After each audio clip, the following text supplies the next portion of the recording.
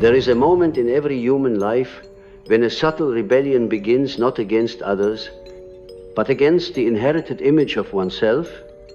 You find yourself weary, not from battle with the world, but from the quiet war within a war between the persona and the soul. And in that sacred rebellion, you begin, often trembling, to love yourself. But then, strangely, the world changes.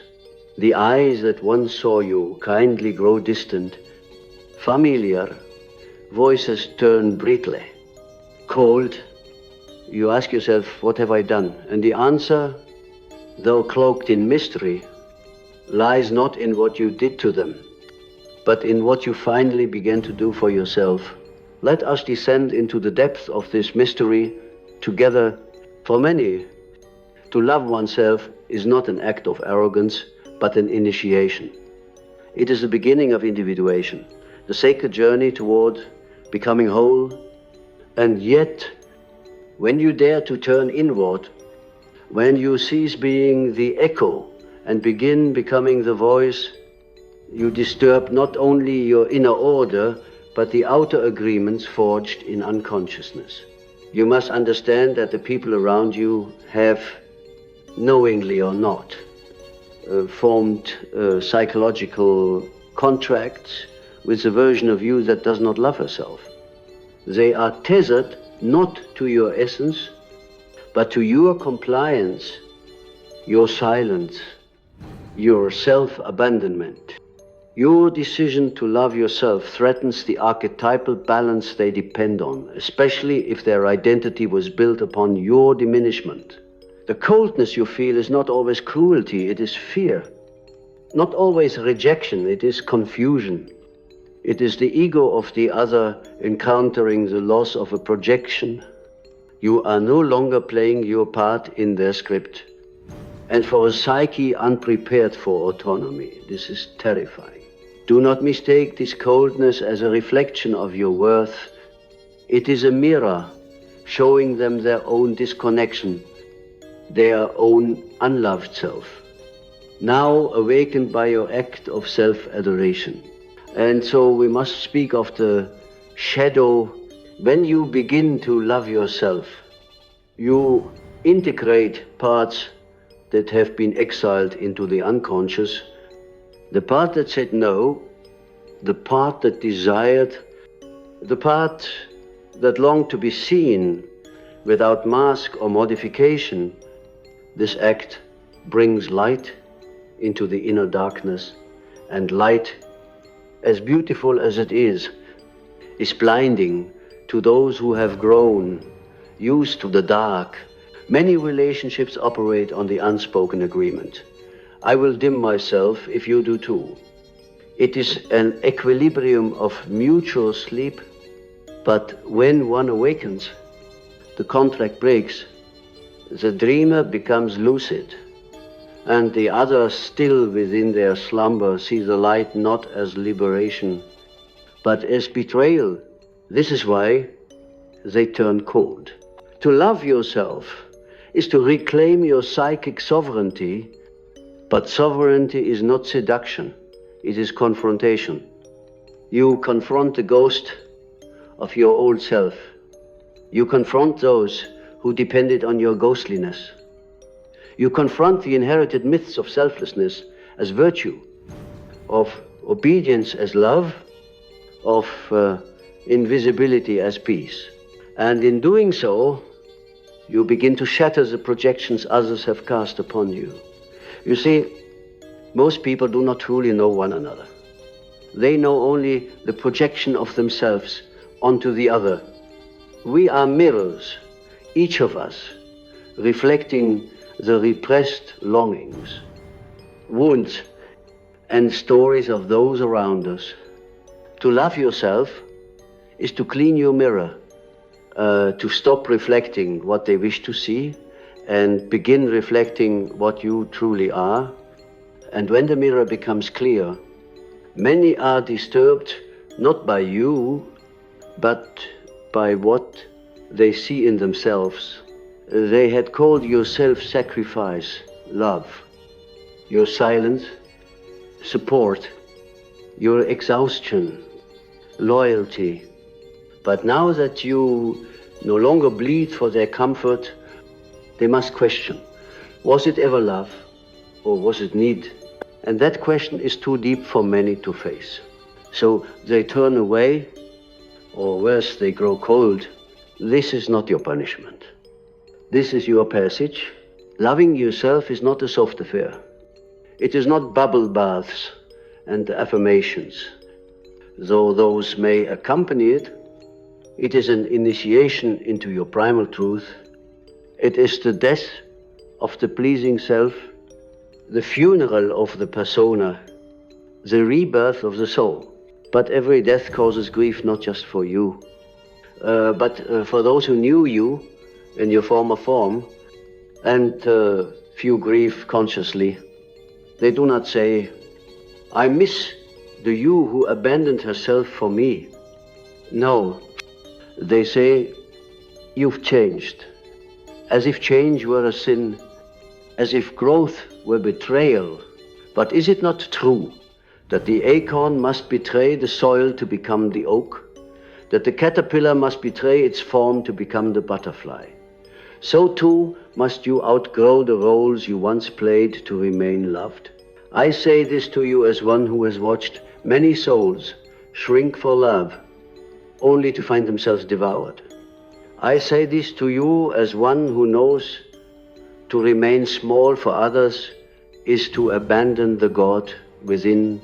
Now, let us turn to the realm of dreams. Dreams do not lie.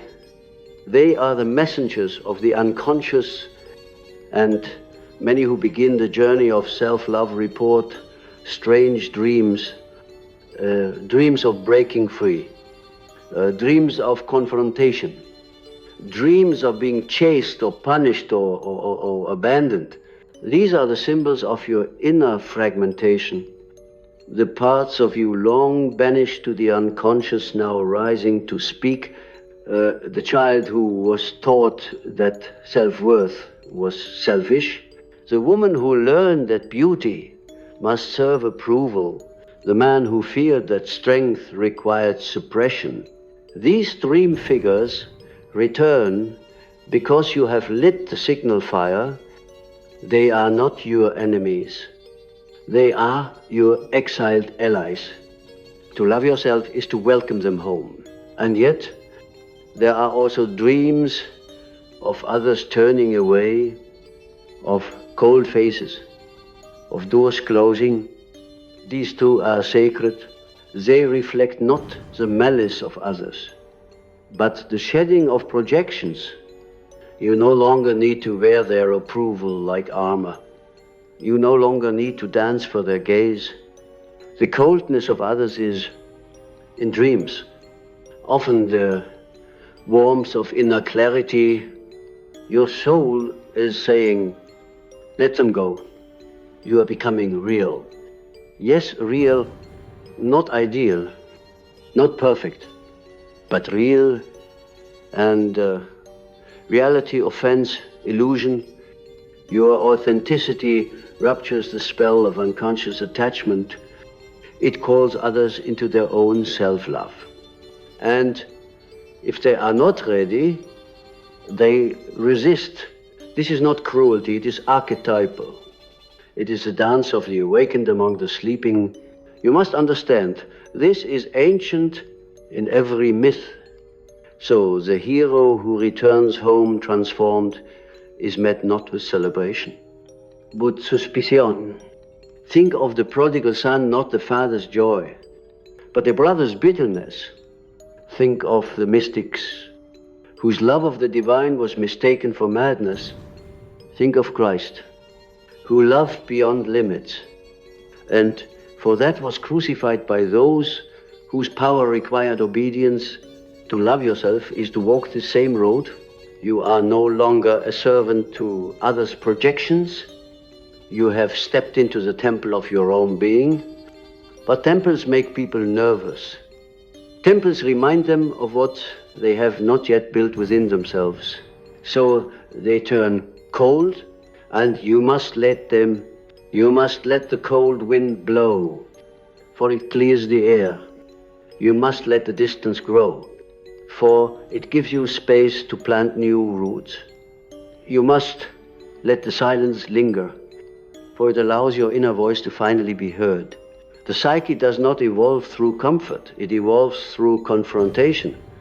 And to love yourself in a world that profits from your self-doubt is the greatest confrontation of all. You are not being abandoned, you are being refined.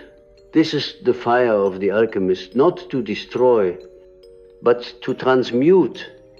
You are turning lead into gold, fear into wisdom, compliance into courage. And those who turn cold were not your warmth, they were your mirrors.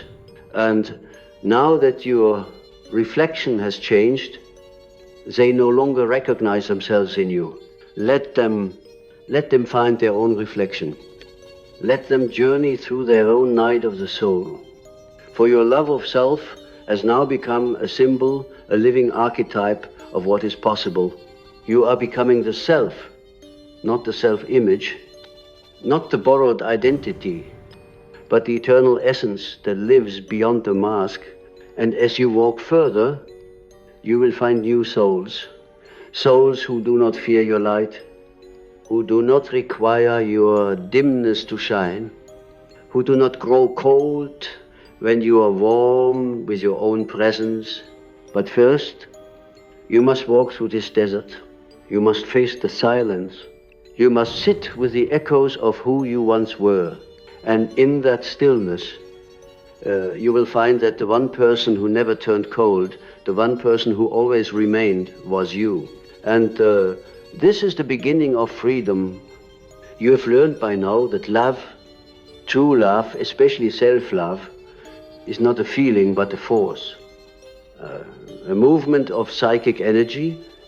It is eros turned inward, no longer scattered toward the world, but flowing back toward the soul's forgotten garden. And yet, as with all great forces, it leaves a wake. It stirs what lies dormant. It awakens what others have long silenced in themselves. And this is why, when you begin to love yourself, the world around you shifts, often in silence, sometimes with sharpness, and always with consequence. Now, tu descends deeper. You must come to terms with the archetype of the lover. Not the romantic fantasy, but the primordial lover who dwells within every soul. This lover seeks union not with others first, but with the fragmented self. He is the one who touches the rejected child, who whispers to the banished desire, who dares to hold the bleeding wound without turning away. When this archetype awakens in you, it does not begin with softness, it begins with disruption. You see with new eyes the places where you have betrayed yourself. You notice the subtle patterns, how you spoke less, so others could feel more important, how you smiled while crumbling inside, how you celebrated others' light while hiding your own like a shameful relic. To awaken the lover within is to become radically honest, and radical honesty ruptures illusions. You begin to speak not with aggression, but with authenticity. And for many, this is a crime. Not because truth harms, but because truth reveals, it unmasks, it removes the veil from the unspoken contract. I will like you as long as you stay in your place, as long as your light doesn't blind me, as long as your truth doesn't disturb mine.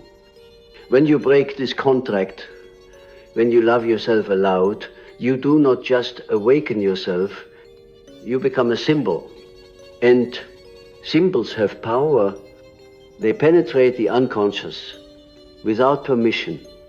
They unsettle, they inspire, They threaten, and herein lies the paradox. Your healing is not offensive. Your boundaries are not violence. Your joy is not selfishness.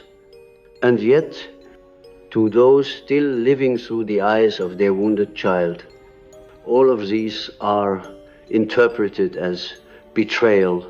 I have seen it countless times. A woman finally says no to being everyone's emotional container, and suddenly she is cold. A man dares to cry, to tend to his own wounds, and he is called weak. A soul decides to withdraw from toxic cheerfulness and is labeled distant, changed, difficult. But these are not regressions. These are returns, a return to the self before it was split to fit in, a return to the original blueprint before it was edited for acceptance. A return to the inner temple where God still speaks not through doctrine or discipline, but through instinct, dream, silence. And so the ones who turn cold, they are not turning cold toward you, but toward the mystery you now carry. They do not know how to approach you anymore because you no longer approach yourself through the old doorway of shame. The human psyche, my friend, is terrified of freedom. We say we want it, we chant, we pray for it. But when we see someone become it, we retreat, because freedom demands we let go of our roles, our masks, our dependencies. Your self-love forces a confrontation. Who am I? If I cannot define myself in relation to your brokenness, this is what terrifies them. You are no longer the sponge. You are the sea, no longer the echo. You are the voice, no longer the mirror. You are the flame. And those who still live in the cold architecture of performance do not know how to be warm without the heat of your self-denial. Now, we must speak of the collective unconscious. All human beings swim in a great psychic ocean deeper than culture, deeper than family. This ocean is made of symbols, instincts, ancien pattern. And in this ocean lives a very old fear that to be truly oneself is to be cast out. It is the primal terror of the tribe. To be exiled meant death once. The nervous system remembers. So when you start to love yourself, you awaken this memory in others. Not consciously, but cellularly. They feel you stepping out of the tribal pattern. You are no longer dependent, apologetic, self-erasing. You have become the other, the one who dares to define herself from the inside out. And so they turn away, not because they are evil, but because their unconscious reads your sovereignty as danger. And still, you must not turn back. You must stand in this sacred fire and allow the alchemy to occur. You must face the fear that if you truly love yourself, you will lose the love of others. And here is the holy truth. You might, but you will also gain something greater, the love of the self. Not the ego, not the mask, not the role, but the self, capital S, the divine blueprint within you that does not shift with opinion or approval. The self that was never lost, only hidden beneath the rubble of years spent performing. And this self will not turn cold. It is the eternal warmth within.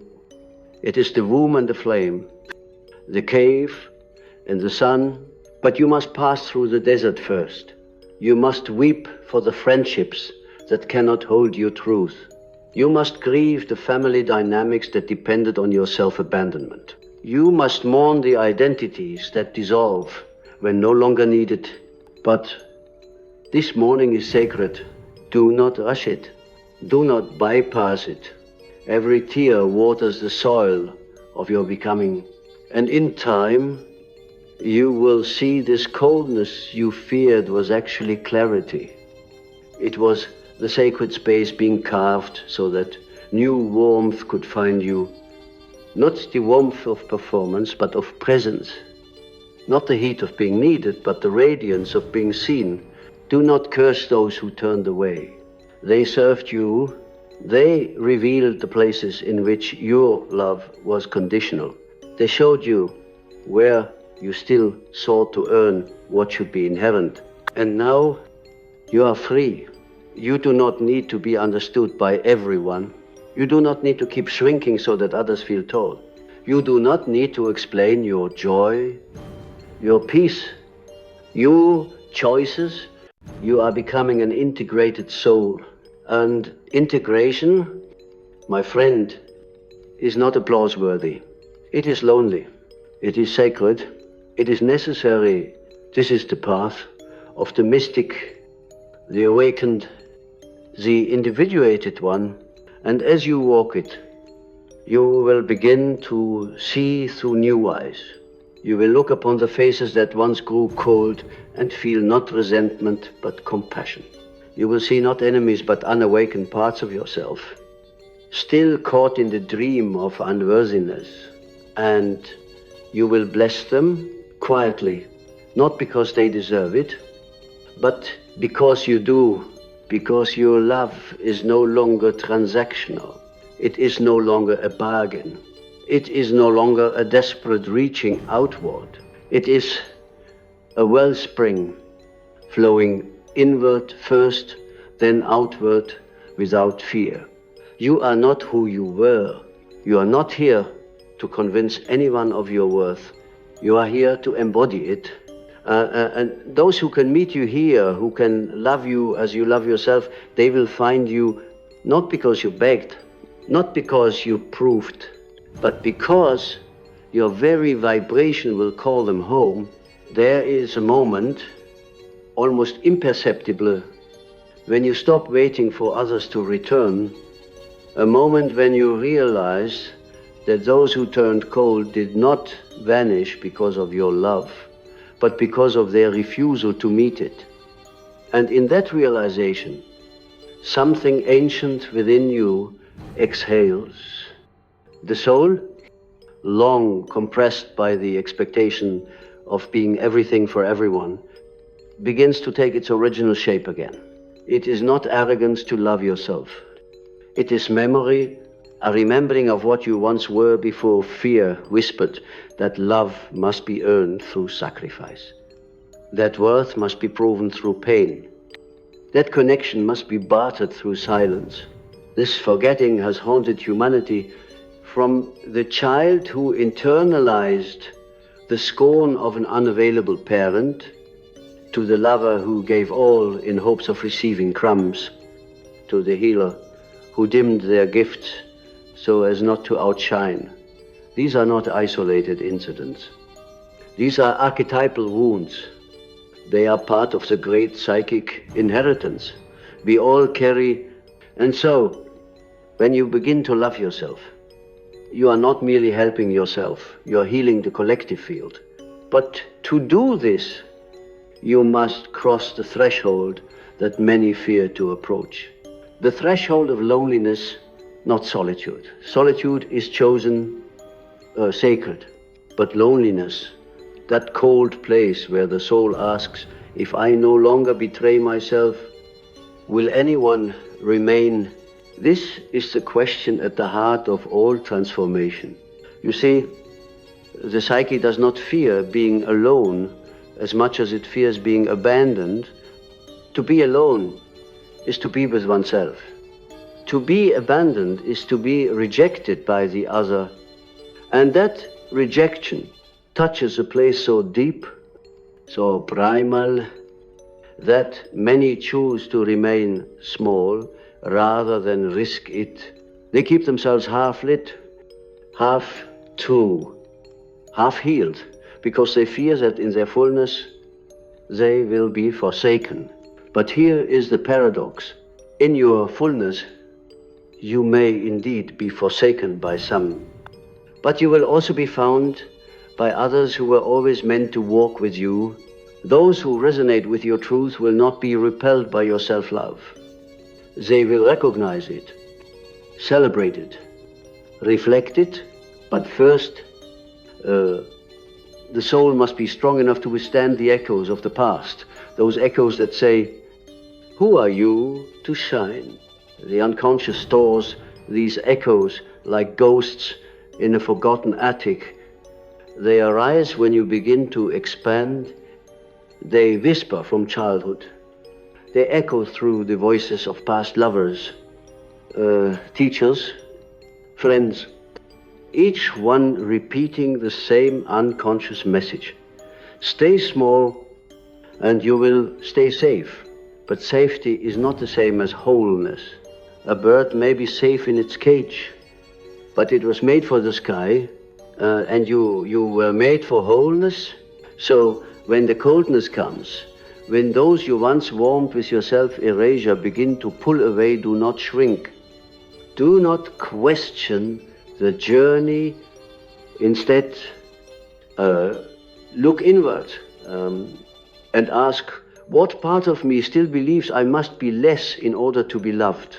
This is the work, not to fight those who grow cold, not to beg for warmth from those addicted to your absence, but to meet the coldness within with fire, to stand before the archetype of the abandoned one and say, you are not alone anymore.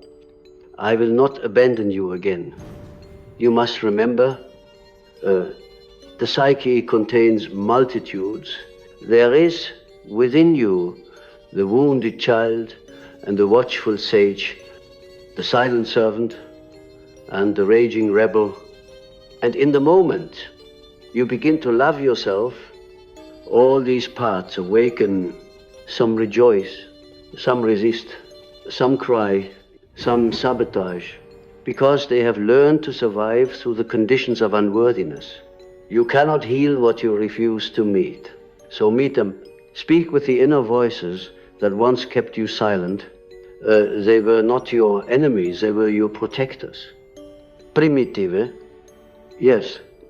Outdated, surely. But they were trying to shield you from the pain of rejection. Now it is time to thank them and release them. Your protection is no longer found in invisibility. It is found in integration. This is the great journey of individuation, not to eliminate the parts, but to unite them under the conscious self. And that self is born not in the light, but in the tension between light and shadow. It is forged in the fire of paradox, to love yourself and be abandoned, to speak truth and be silenced, to be more whole and feel more alone. These are not failures. These are thresholds, initiations. You are being initiated into authenticity, and authenticity, while magnetic, is also divisive. It separates the real from the role, the genuine from the projection, the soul from the strategy. And yes, some will leave, but others will arrive, others who see you not as a resource, not as a reflection of their needs, but as a soul in motion. They will not flinch when you speak with strength. They will not punish your joy with withdrawal. They will not need you to disappear in order to feel whole. They will love the same way you now love yourself, not out of fear, but from fullness. But to find them, you must become you, not the you who performs, pleases, or persuades, not the you who wears masks to keep peace, but the unmasked, unpolished, unbreakable you, the one who knows that love is not earned, it is remembered, and In that remembrance, you become free, but freedom has its cost. It costs you the illusion that you were ever truly accepted by those who needed you asleep. It costs you the false warmth of conditional belonging. It costs you the numbing comfort of collective dreams. And what you receive in return is vision. You begin to see the invisible chains. You begin to sense the silent contracts that govern most relationships. You begin to hear the hidden prayers of the soul, long silenced beneath survival. And in that seeing, you rise, not above others, but within yourself. You begin to orbit around your own center, no longer flung outward in desperate pursuit of approval, no longer contorting to fit into stories that deny your essence. You become the author, the sculptor, the sovereign, and yes, some will call you difficult now. They will accuse you of being different. They will say you've changed. Do not argue. You have changed. You have shed the skin of your old agreements. You have dropped the weight of invisible contracts. You have left the tribe of performance, and now you walk with your soul. This is the true pilgrimage, the path inward, the spiral into the self, where you no longer seek mirrors in other people's eyes, but build altars in your own. And from these altars, you will radiate, not to attract, not to convert, but simply because it is your nature. The sun does not shine to earn affection. It shines because it must, so must you. And now, let us return to the central wound, that aching bewilderment that echoes like a bell at the heart of your transformation. Why do they grow cold when I finally warm to myself? Because your fire threatens the frost of their forgetfulness, because your inner light exposes the illusions they still wear like armor. Because to witness someone rise from self-abandonment is to confront the parts of themselves they have long buried beneath distraction. Approval seeking, addiction, and masks, you are not the cause of their discomfort. You are the invitation they are not yet ready to accept. And yet, do not let this revelation curdle into bitterness. That would only reverse your journey. It would drag you back into the unconscious spiral where love must be justified, where your soul is on trial, where worth is something you must convince others of. No, the next phase of your emergence is compassion without compromise.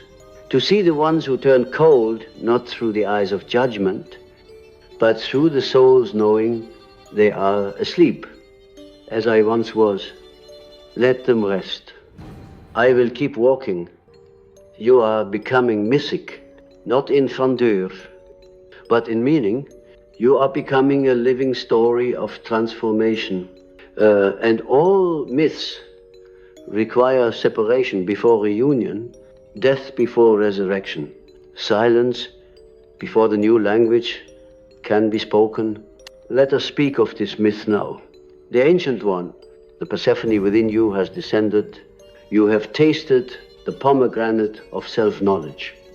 You cannot go back to the surface unchanged. You have been crowned in the underworld of your own unconscious. And though others may only see that your smile has changed, your laugh more sovereign, for you're no more precise, You are no longer the same. And so they do not know how to relate to you anymore. You are no longer a projection. You are no longer the emotional sponge. You are no longer the one who kept the family from imploding by imploding quietly inside. You are no longer the compliant child, no longer the flattering lover, no longer the sacrificial friend. You are you, and the world, unaccustomed to someone who no longer bargains their worth, calls this strangeness selfish, distant, arrogant, even dangerous. Let them speak in the language of their own fear, because your silence now speaks in the language of eternity, because your stillness now roars with sacred certainty, because your presence now blesses without begging to be blessed in return. You are beginning to understand that some doors close not because of failure, but because of completion. Some friendships end not because of betrayal, but because your vibration has outgrown the contract.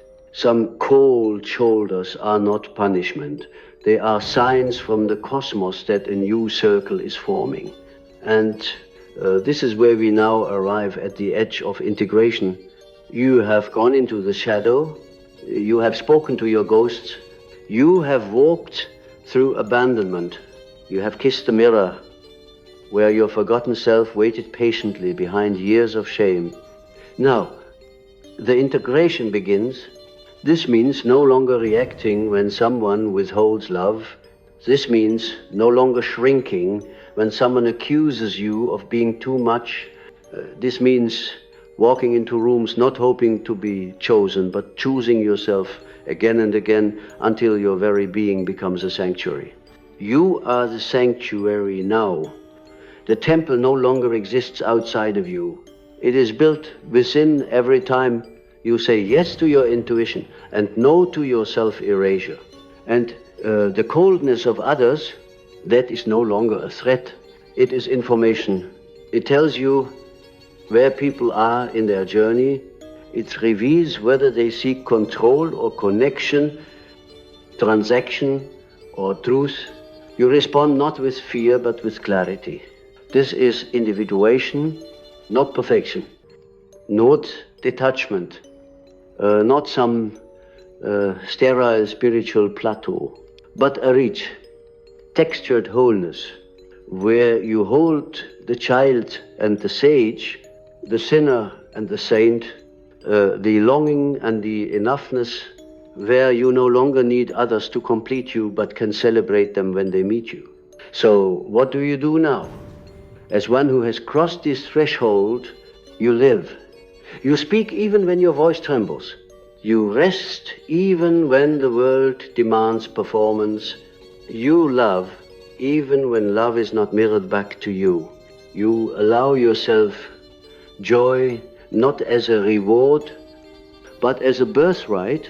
You become a light, not for display, but because that is what you are. And slowly you will notice the coldness no longer hurts. It simply is like weather, passing, transient, not a reflection of your flaw, but of their frost. And then something extraordinary happens. A presence arrives, someone whose eyes do not flinch at your depth, someone who speaks not to please, but to share truth, someone whose nervous system does not depend on your compliance. They do not drain you. They do not cage you. They do not mirror your wounds. They mirror your wholeness. You recognize them not because they complete you, but because they honor the self you fought to reclaim. This is soul resonance. And it comes only when you no longer bargain your love for belonging.